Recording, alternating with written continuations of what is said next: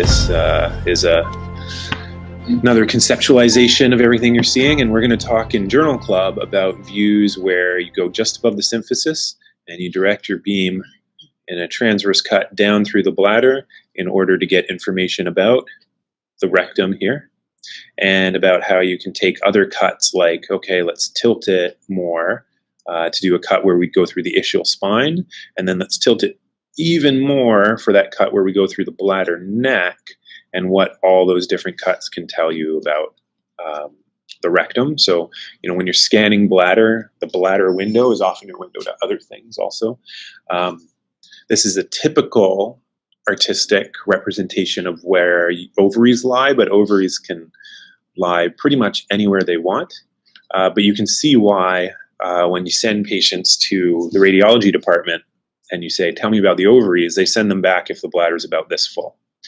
Because all of this is bowel gas, and you need to get this thing real big like this in order to get a cut where you can access through and see that. In the last transverse image that you showed, how can you distinguish the uterus from the rectum? Based on where you are.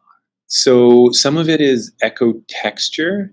I expect, so this could conceivably be a male with stuff in the rectum that has a decent amount of water content. Because what we're used to seeing is poop that's more like what you imagine a Bristol normal poop is. If you were to put an ultrasound probe directly on that, you wouldn't get this like I see from one end to the other. There'd be a lot of shadowing, there'd be rocky patches, there'd be a bunch of areas of B-lines. And instead, there's this sort of homogeneous, solid organ appearing structure. This patient's probably just around puberty. I don't see a prominent mucosal stripe or endometrial stripe, but you often will have this central hyperechoic core that's a further giveaway. There's maybe a tiny bit of hyperechogenicity showed up for a second. I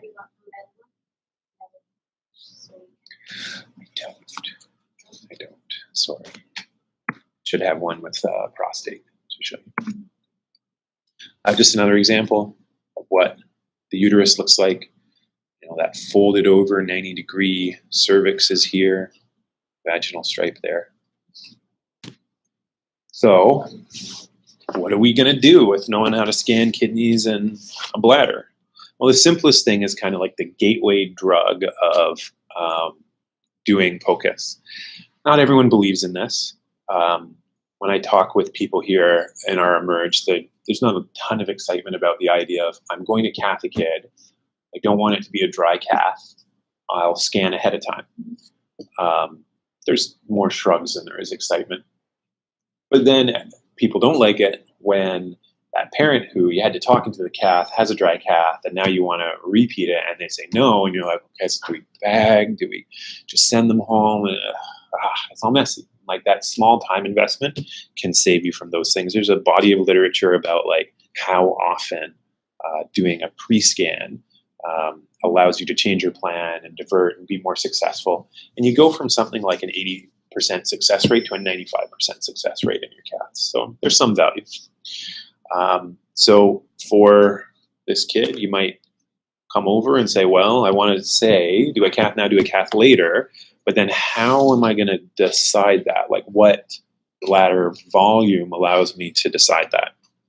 And in the end, there's the world's simplest thing. Yes, there's a formula that you can use if you're interested in what the actual volume of the bladder is. And it's pretty simple. It's not like perfect, but it's certainly like within a couple of milliliters, which is just to measure the bladder in all three dimensions: length, depth, width, or height. Times it by 0.5. When you measure those dimensions, you're measuring them in centimeters. Times by 0.5, that's your estimated volume in milliliters. But if you're just interested in the binary question, am I going to get enough urine out to do a dipstick and to send for a culture? All you need is a transverse cut, a width, where you pick your widest area of fanning through that bladder. And if it's 2 centimeters or more, you're golden. Bonus points. Is this patient male or female? Yeah, here's that longitudinal oblong structure with a 90-degree angle, homogeneous appearing solid organ kind of structure there. Okay. Yes. Let's say I would, as for practice, I would try to measure that.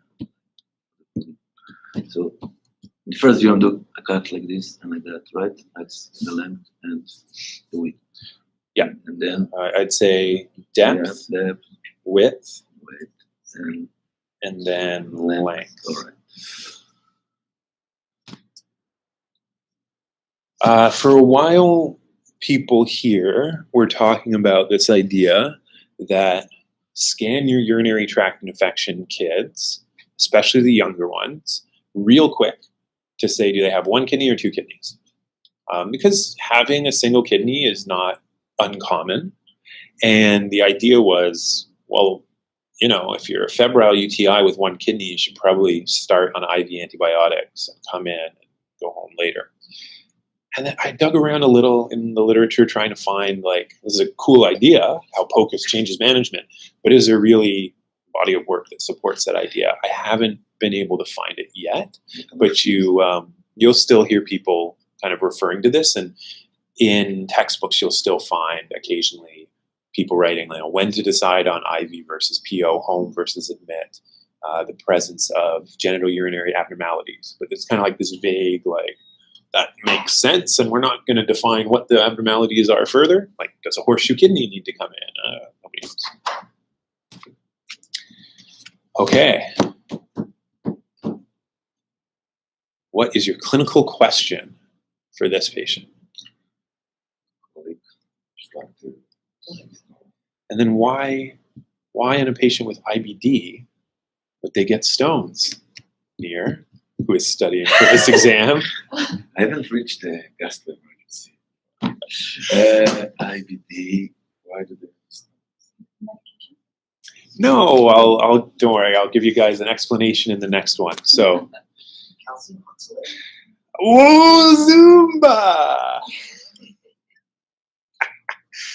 Someone's heard my spiel before. It's not your spiel. I think it's science. Oh, come on. When was the first time you heard about it? I don't know. Refresh me. So what chemical structure is this? That's Obvious. It's got a -2 charge. So oxalate, a organic compound found mostly from plant matter, especially prominent in leafy vegetables and rhubarb. Jesus Christ, you've been doing your reading, man. Something stick.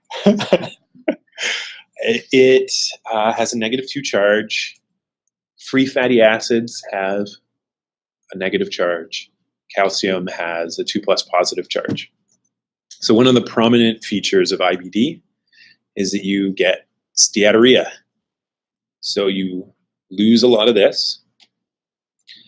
And when you lose a lot of this, what gets left behind in your gut is more free calcium oxalate. And as more free calcium oxalate gets absorbed through the inflamed intestinal wall, you end up with hyperoxaluria.